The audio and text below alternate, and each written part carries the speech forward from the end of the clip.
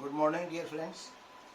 जैसा कि आपको विदित है, पूर्व में हमने IR स्पेक्ट्रोस्कोपी पढ़ रहे हैं और इसके अंतर्गत ही आज एक इसमें नया पॉइंट आ रहा है, सिलेक्शन रूल। क्योंकि ये सिलेक्शन रूल आपके थर्ड ईयर में भी चल रहा है, सेकेंड ईयर में भी चल रहा है, ऑर्गेनिक में भी आता है, फिजिकल में भी आता है। सिलेक्शन रूल है क्या आखिर, यानी किसी भी चीज़ को हम चयन, वर्ण नियम जिसको कहते हैं कि वर्ण कैसे किया जाए, क्योंकि हर एक चीज़ का हम वर्ण नहीं कर सकते। जैसे की लॉक की अगर हम बात करें तो पर्टिकुलर ताले के लिए पर्टिकुलर चाबी जैसे काम में आती है। इसी प्रकार से हम कह रहे हैं कुछ जो ट्रांजिशन हम बात कर रहे हैं, यूवी ट्रांजिशन में पहले हम बात करें तो यूवी में हमने पढ़ा था कि कुछ ट्रांजिशन ऐसे होते हैं जो अनुमत होते हैं, अलाउड होते हैं, यानी जहाँ से ट्रांजिशन हो सकता है, जैसे एस से पी, पी से डी, इस प्रकार से ये अनुमत ट्रांजिशन है। और कुछ होते हैं फॉरबिडन ट्रांजिशन, जिसका कि एस से एस में फॉरबिडन ट्रांजिशन है। तो इसका मतलब क्या हुआ कि कुछ अनुमत होते हैं, कुछ वर्जित होते हैं। इसी प्रकार से अगर हम इसको यूवी में बात कर रहे हैं एब्जॉर्प्शन ट्रांजिशन की, वैसे अगर हम चलें वाइब्रेशन में, रोटेशन में, जिस तरह से रोटेशन में बात कर रहे हैं, वाइब्रेशन में बात कर रहे हैं IR में, तो यहाँ पे क्या आवर्ती चेंज हो जाती है। उसे आवर्ती की बात के रूप में ले लेते हैं कि आवर्ती में उसका डेल्टा न्यू जो है वो +-1। इट मीन्स अगर किसी का मान +1 आ रहा है, इसका मतलब वो अनुमत है। और अगर उसका मान +1 में नहीं आकर के 2 में, 3 में ऐसे अगर डिफरेंस में आ रहा है तो इसका मतलब वो क्या है, वर्जित है। तो इस प्रकार से वर्जित और अनुमत हम ट्रांजिशन की बात हम यहाँ एब्जॉर्प्शन में पढ़ेंगे, और जिस रेंज में उसका एब्जॉर्प्शन होता है उसका हम अध्ययन यहाँ करेंगे। तो अब देखिए, आप सिलेक्ट ट्रांजिशन में बात की थी, संक्रमण, वहां पे हम देखें एब्जॉर्बेशन लोअर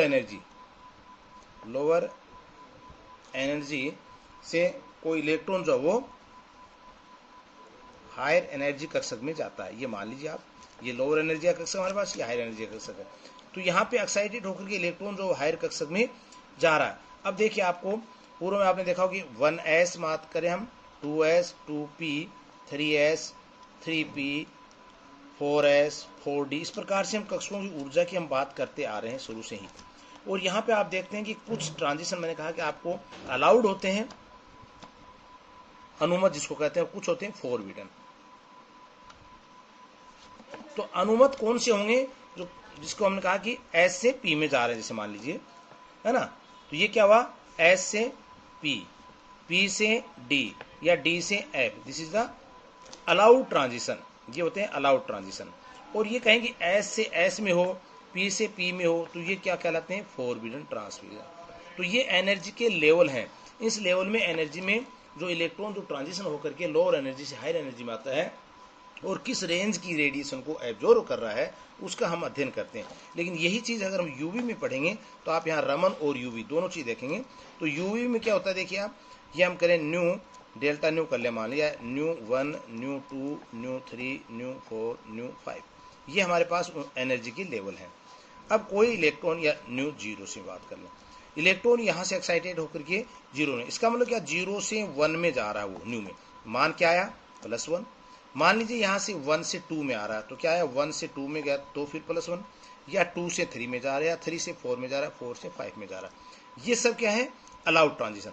इसका ऐसे भी ले सकते हैं हम कि न्यू5 से न्यू4 में, इसका मतलब कितना है मान, वही +1, या 4 से 3 में आ रहा है, न्यू4 से न्यू3, ये भी +1 आ रहा है। इसका मतलब क्या है, ये मान जो मैंने कहा डेल्टा न्यू अगर प्लस और -1 के अंतर्गत अगर मान आ रहा है तो वो क्या कहते हैं, अलाउड ट्रांजिशन की हम बात करेंगे। अगर यहाँ पे हम कहें, एक जगह हमने म्यू का भी काम मिले, म्यू एम एन, यानी एम से एन की ओर चलते हैं, अगर ये मान 0 आ रहा है, इसका मतलब ये अलाउड नहीं है।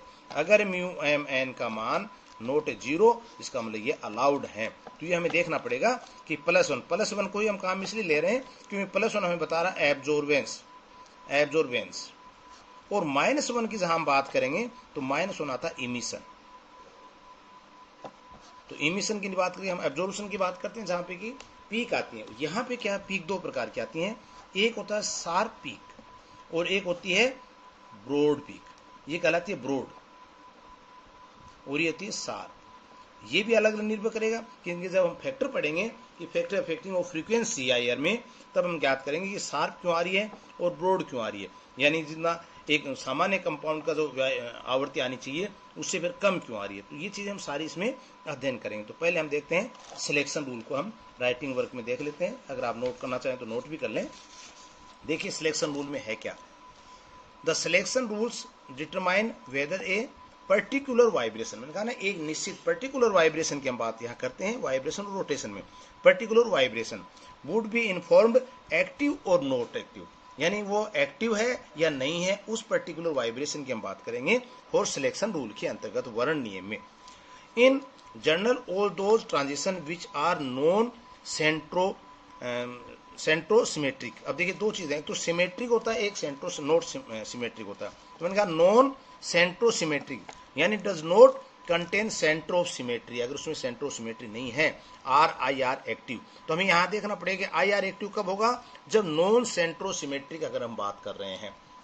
दूसरा, ओनली ड्यूरिंग सच ट्रांजिशन, उसमें क्या होगा, सिर्फ वाइब्रेशन होगा। Those will be A change in the dipole moment, उनके डाइपोल द्विध्रुव आघूर्ण के अंदर, उनके बॉन्ड के अंदर द्विध्रुव आघूर्ण डाइपोल के अंदर परिवर्तन आएगा, और उस परिवर्तन का जब हम अध्ययन करेंगे, इसका वो वाइब्रेशन हो रहा है, वो एक्टिव होगा IR के अंतर्गत। And absorption of energy IR region will be taken place, IR region की जिस एनर्जी के अंदर हम इसको वाइब्रेशन को ज्ञात कर रहे हैं, वहां पे डाइपोल मोमेंट में परिवर्तन होना जरूरी है। During the absorption of energy, जब एनर्जी का एब्जॉर्प्शन करते हैं मॉलिक्यूल के द्वारा, कैन चेंज इट न्यू मैंने पहले बताया, वाइब्रेशन या quantum number, and it J value rotation quantum number. तो J से भी ले सकते हैं, जिस तरह से हमने V किया, यहाँ पे हम J1 J2 J3 J4 J5 ये भी ले सकते हैं, तो वो J1 से J2 J2 से J3 ये, या J4 से J3 इस प्रकार से भी ले सकते हैं। तो ये वाइब्रेशन के प्लस और माइनस के रूप हैं। फॉर IR स्पेक्ट्रम की जहां तक हम बात करते हैं, मैंने कहा delta nu plus minus 1 and delta J plus minus is only those transition will be IR active, जब IR एक्टिव है, for which both delta V and delta G are equal to +1 plus minus के रूप में इसकी हम बात करते हैं।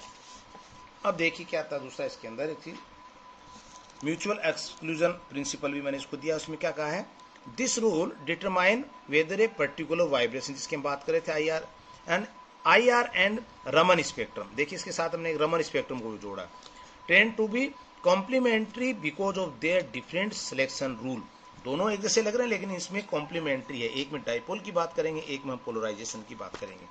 तो यहाँ because their different selection rule for activity के आधार पे, कैसे IR इन IR स्पेक्ट्रोस्कोपी में क्या करते हैं, the energy absorption occur due to interaction between the radiation and dipole moment, ये ध्यान रखना आपको, इंटरएक्शन है किस किस में, रेडिएशन और डाइपोल मोमेंट में अगर इंटरएक्शन होता है चेंज ऑफ द मॉलिक्यूल में, तो उस समय हमें IR की बात करेंगे।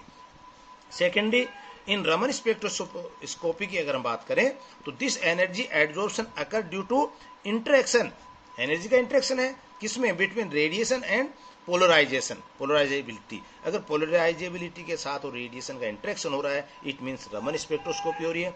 अगर यहाँ पे रेडिएशन और डाइपोल मोमेंट का इंटरेक्शन हो रहा है, इसका मतलब क्या है, IR स्पेक्ट्रोस्कोपी की हम बात करते हैं। अकॉर्डिंग टू दिस रूल में क्या है, all the molecule with a centre of symmetry, all vibration are centrosymmetric, सभी वाइब्रेशन सेंट्रोसिमेट्रिक हैं यानी सिमेट्रिकल हैं, about the centre of symmetry of the molecule are Raman active. वहां पे क्या होगा, जब सेंट्रोसिमेट्री की बात करते हैं हम, तब सममित केंद्र की हम बात करते हैं, तो होता है रमन स्पेक्ट्रोस्कोपी की बात करेंगे। और बट IR क्या हुआ यहाँ पे, इनएक्टिव, यानी जब रमन एक्टिव है इसका मतलब IR इनएक्टिव है, IR एक्टिव है इसका मतलब रमन क्या है, इनएक्टिव है। And their vibration with are not centre of symmetry अगर है, तो रमन क्या हो जाएगा, इनएक्टिव हो जाएगा, और IR क्या हो जाएगा, एक्टिव होगा। तो यहाँ दोनों को कंपेयर में इसीलिए लिया हमने कि एक में एक्टिव है दूसरे में इनएक्टिव है, तो IR है या रमन की बात करें। अलाउड वाले जैसे आपको पहले बताया मैंने, S से P में, P से D में या D से F में अलाउड ट्रांजिशन होते हैं, और ये फॉरबिडन S से S में या P से P में या D से D में होता है, वो फॉरबिडन ट्रांजिशन होते हैं। दूसरा इसमें आता है जिसकी हम बात करना चाह रहे हो, आता है डाइपोल मोमेंट, इसके ऊपर IR की जो हम बात करेंगे, डाइपोल मोमेंट के अंतर्गत क्या हो रहा है। देखिए IR स्थायी डाइपोल मोमेंट हो कि नहीं दो स्थिर अवस्थाओं के लिए, जैसे μmn की हम बात कर रहे हैं, अगर जीरो है तो उनमें विकिरण का संक्रमण क्या होगा, ट्रांजिशन शून्य होगा, और ऐसे संक्रमण क्या कहलाएंगे, फॉरबिडन ट्रांजिशन या प्रतिबंधित संक्रमण। और ऐसे अणु IR स्पेक्ट्रम में कोई संकेत या सिग्नल हमें प्राप्त नहीं होगा, ना शार्प होगा ना ब्रॉड की बात करेंगे। For example H2 N2 O2 etcetera IR spectrum नहीं दर्शाते हैं। तो कई बार पूछ लेते हैं क्या कारण है ये अणु जो वो IR स्पेक्ट्रम नहीं दर्शाते, तो हम साफ कर देते हैं डेल्टा μ1 = 0, यहाँ पे अगर 0 है इसका मतलब कोई संक्रमण नहीं होगा। म्यू एन का कुछ मान अगर हो यानी नोट जीरो, सो तब दोनों अवस्थाओं में क्या होगा, संक्रमण होगा और विकिरणों का अवशोषण या उत्सर्जन होगा। मैंने कहा ना +1 या -1, +1 मतलब कि अवशोषण हो रहा है और -1 इसका मतलब उत्सर्जन हो रहा है। ऐसे संक्रमण क्या कहलाते हैं, फॉर अलाउड संक्रमण यानी अनुमत संक्रमण कहलाते हैं। For example HCl, H2O, NO2। विद्युत चुंबकीय विकिरणों में क्या होता है, विद्युत क्षेत्र तथा चुंबकीय क्षेत्र परस्पर लंबवत दिशा में कंपन या दोलन करते हैं। जब इसकी आवर्ती और दोलन की आवृत्ति एक दूसरे के एकदम समान हो जाती है, किसकी आवर्ती और दोलन की आवृत्ति एकदम समान हो जाती है, तब क्या होता है, अणु द्वारा विकिरणों का अवशोषण हो जाता है क्योंकि इक्वल उसी रेंज में आ जाती हैं और IR स्पेक्ट्रम में उसका एक सिग्नल हमें प्राप्त होता है। हो सकता है वो स्पार्क भी हो सकता है वो बोर्ड हो। तो ध्रुवीय अणु यानी पोलर अणु मॉलिक्यूल के अंदर IR स्पेक्ट्रोस्कोपी में अणु क्या होगा, एक्टिव होगा। तो चयन नियम की सहायता से हम किसी भी विकिरण की अवशोषण की आवृत्ति को हम आसानी से ज्ञात कर लेते हैं। तो ये था सिलेक्शन रूल्स, जो कि हम रमन के साथ IR को हम करते हैं। इसमें अब आता है कि इन डाइपोल मोमेंट या सिलेक्शन रूल के अंतर्गत अगर किसी की आवर्ती फ्रीक्वेंसी में चेंज हो रहा है तो वो किन किन कारकों के ऊपर निर्भर करेगा, यानी फैक्टर अफेक्टिंग क्या क्या होंगे जो उस फ्रीक्वेंसी को चेंज कर सकते हैं। तो वो देखिए हम 1 बाय 1 लेते हैं। और इसमें पहला है युग्मित कंपन, कपल्ड वाइब्रेशन। कपल्ड वाइब्रेशन का मतलब क्या है, यहाँ पे आप देखिए ये CH की अगर हम बात करें तो यहाँ पे कोई कपल्ड वाइब्रेशन यानी एक परमाणु के साथ कई समान बंध बनने या असमान बंध बने। अगर समान बंधे, यही अब CH2 ले लेंगे तो ये बॉन्ड समान होगा, ये बॉन्ड समान, तो ये एक कपल की तरह व्यवहार करेगा दोनों के। इसी की हम बात करें कपल्ड वाइब्रेशन। देखिए जब समान प्रकार के एक से अधिक बंध होते हैं तो उनके कंपन युग्मित हो जाते हैं और अवशोषण जो है वो प्रभावित करते हैं उसकी आवृत्ति को। देखिए CH स्ट्रेचिंग की बात की हमने तनन में, we are expending 1 vibration frequency only. क्या एक्सपेक्टिंग कर रहे हैं, केवल एक वाइब्रेशन होगा CH, क्योंकि एक ही बॉन्ड की बात कर रहे हैं। यहाँ देखिए अगर मान लीजिए CH2 है, इसका मतलब HH यानी ये कार्बन, ये हाइड्रोजन, ये हाइड्रोजन, तो ये क्या हो गया, ये दो एक तरह के बॉन्ड हो गए ना। तो दोनों क्या करेंगे, जब कंपन करेंगे तो कपलिंग कर लेंगे, युग्मित हो जाएंगे।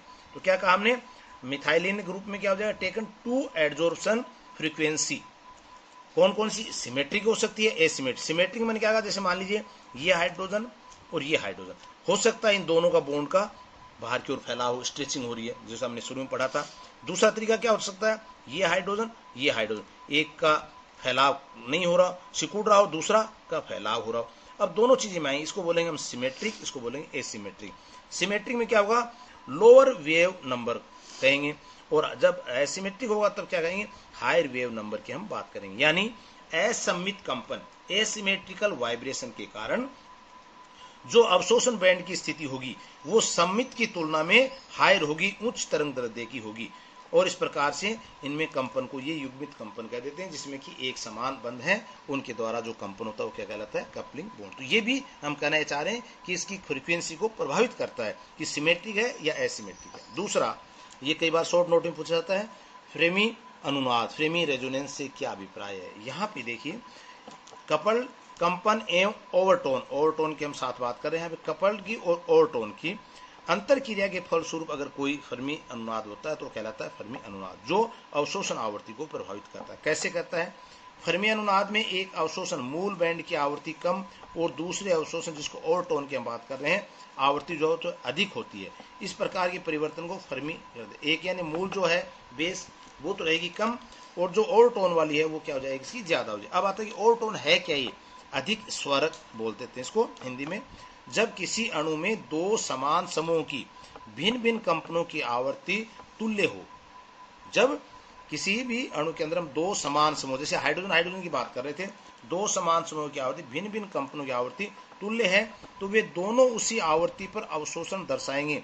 ऐसी स्थिति में दोनों की आवृत्तियां क्या हो जाती हैं, गुणित हो जाती हैं, यानी डबल हो जाएंगी। फॉर एग्जाम्पल देखिए यहाँ पे कार्बन डाइऑक्साइड का हमने एग्जाम्पल लिया, CO बंध, यानी दो CO बंधों की अगर बंधन कंपन की हम आवृत्ति की बात करें तो वो आती है 6.3 पर सेंटीमीटर पर अवशोषण दर्शाता है। लेकिन ओवरटोन के कारण क्या हो जाता है, यानी ओवरटोन अधिक स्वरक के कारण क्या हो जाता है, इसका डुप्लीकेशन या एक गुणज हो जाएगा और ये क्या हो जाएगा 667.3 का डबल, इसका मतलब 133.46 पर सेंटीमीटर होती है, जो ये क्या कहलाते हैं, कॉम्बिनेशन टोन भी कह देते हैं या ओवरटोन भी कह देते हैं। कॉम्बिनेशन ओवरटोन के कारण उसकी आवृत्ति के अंदर क्या हो जाता है, जो परिवर्तन आता है, एक तो मूल आवृत्ति होती है और एक उसकी और टोन की आवृत्ति होती है। दोनों में इस प्रकार के परिवर्तन को हम क्या कह देते हैं, फर्मी अनुनाद कंपन। तीसरा इसमें आता है वो है बॉन्ड एनर्जी, यानी बंध की ऊर्जा इसको कैसे प्रभावित करती है। देखिए कंपन दो प्रकार के थे हमारे पास यहाँ पे वाइब्रेशन में, स्ट्रेचिंग कंपन और बॉन्डिंग कंपन। तो बंद अणुओं के मध्य में स्थित होता है, यानी बंद अणु के मध्य में जब एक तो होता है उसके छोर पे, एक होता है उसके मध्य में, तो उसमें केवल स्ट्रेचिंग कंपन ही होगा। जो बंद सिरों की ओर होगा, यानी उसके लास्ट सिरों पे होगा, उसमें क्या होगा, दोनों प्रकार में तनन भी होगा और बंकन भी, यानी स्ट्रेचिंग भी होगी और बेंडिंग भी होगी। दोनों प्रकार के कंपन संभव होंगे।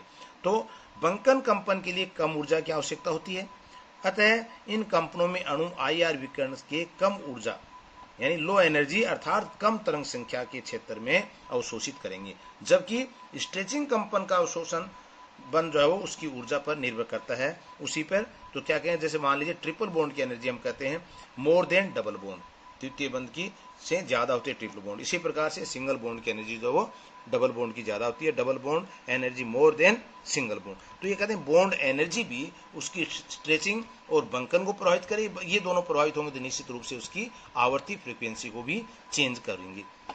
लास्ट आता है इसमें कि हाइड्रोजन बॉन्डिंग। हाइड्रोजन बॉन्ड कैसे प्रभावित करता है। हाइड्रोजन बॉन्ड क्या होता है, पहले बताया था आपको, जब हाइड्रोजन जो है वो दो ऋण विद्युतीय तत्वों के मध्य आता है, बिटवीन दो, ये हाइड्रोजन आ गया और यहाँ पे हम ये बात कर लें, तो ये जो हाइड्रोजन उपस्थित है इसमें क्या हुआ, एक तो कोवेलेंट बॉन्ड में आ रहा, दूसरा जो ये बंद बंडा डोटेड में, ये कहलाता है हाइड्रोजन बॉन्ड। इसका मतलब दो ऋण विद्युतीय परमाणु के मध्य जब हाइड्रोजन उपस्थित है। अब ये मान लीजिए एक अपने ओरिजिनल स्थिति में, पहले जिस समय कि उसमें हाइड्रोजन बॉन्ड उपस्थित नहीं है, तब उसकी फ्रीक्वेंसी हाई होती है, जैसे हाइड्रोजन बॉन्ड बन जाता है उसकी फ्रीक्वेंसी लोअर हो जाती है। ये ही हम यहाँ बताना चाह रहे हैं। देखिए OH NH IR स्पेक्ट्रम में दोनों प्रकार के हाइड्रोजन बंध की पहचान आसानी से कर सकते हैं, और दोनों में क्या होता है, एक तो होता है इंट्रामोलिकुलर, एक होता है इंटरमोलिकुलर। दोनों के अवशोषण बैंड से याद कर लेते हैं। फॉर एग्जाम्पल एल्कोहल में डाइल्यूट सॉल्यूशन है या गैस अवस्था में, तो हम देखते हैं इसकी फ्रीक्वेंसी क्या आती है 3650 पर सेंटीमीटर पर एक सार बैंड आता है इसका। जबकि अगर इसको द्रव अवस्था में ले लिया जाए या सांद्र विलीन इसका लिया जाए तो ये घट करके क्या हो जाती है 36550 से 3350 पर सेंटीमीटर हो जाती है। दूसरा एग्जाम्पल अगर हम एमीन का भी लें तो ये भी तनु विलीन है गैस अवस्था में लेते हैं, तो इसकी आती है 3400 से लेके 3500 पर सेंटीमीटर। जबकि सांद्र विलीन में अगर इसको मिले तो 3330 से लेके 3250, इसका मतलब ये मान जो इसका कम आ जाता है, तो ये अवशोषण बैंड प्राप्त होता है। यहाँ पे हाइड्रोजन बॉन्ड को आपको दिखा रखा, आप देखिए इंटरमोलिकुलर में या इंटरमोलिकुलर, ये देखिए NH में, यानी एक ओरिजिनल मान है, यहाँ पे यह बन गया हाइड्रोजन बंध। तो जब सामान्य अवस्था में था, जब हाइड्रोजन बंध नहीं था, तो इसकी फ्रीक्वेंसी क्या थी 3500 पर सेंटीमीटर। जैसे हाइड्रोजन बॉन्ड डेवलप हुआ तो ये फ्रीक्वेंसी क्या होगी 3250 पर सेंटीमीटर, ये अंतर आ गया। इसी प्रकार से OH की अगर हम बात करें तो सामान्य अवस्था में इसका कितना था 3650 पर सेंटीमीटर, लेकिन जैसे OH में हाइड्रोजन बॉन्ड उपस्थित हो गया तो ये घट गए 3450 पर सेंटीमीटर आफ्टर हाइड्रोजन बॉन्ड के कारण। तो इस प्रकार से इनके फैक्टर इफेक्टिंग की बात हम कर सकते हैं कि फ्रीक्वेंसी को कैसे प्रभावित करते हैं। Thank you.